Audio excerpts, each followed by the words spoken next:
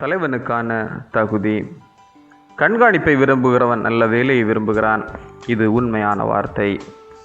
ஆகையால் கண்காணியானவன் குற்றம் சாட்டப்படாதவனும், ஒரே மனைவியை உடைய புருஷனும், ஜாக்கிரதை உள்ளவனும், தெளிந்த புத்தி உள்ளவனும், யோக்கியதை உள்ளவனும், அந்நியரை உபசரிக்கிறவனும், போதக சமர்த்தனுமாய் இருக்க வேண்டும்.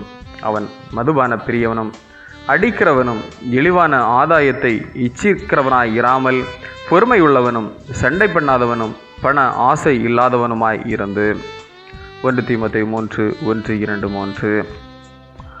பயணத்திலே ஆகாயத்திலே பறந்த பறவை கூட்டம் காட்டிய வடிவம் கண்டு நின்றேன். தலைமையிலே பறந்த பறவை தள்ளிடவே அவ்விடத்தை நிரப்பிய பறவை இணையும் கண்டு வியந்தேன். தன்னிலை உணர்ந்த பறவை தள்ளி நின்று பிரிதொன்றுக்கு இடமளித்த காட்சியினை கண்டு வியந்தேன். இந்த காட்சி நம் சபை தலைமைகளிலே துவங்காதா தொடராதா என்று எண்ணி நானும் நினைத்தேன். 1 தீமோத்தேயு 3:2 நாம் படிக்கிறவைகள் நமக்கே உரித்தானவைகளாக வேண்டும். பணியாளனாய் இருப்பதே தலைவனுக்குரிய அடிப்படை தகுதி. பாதம் கழுவும் பணி வழியாய் இயேசுவும் தம் தலைமைத்துவத்தினை வெளிப்படுத்துகின்றார்.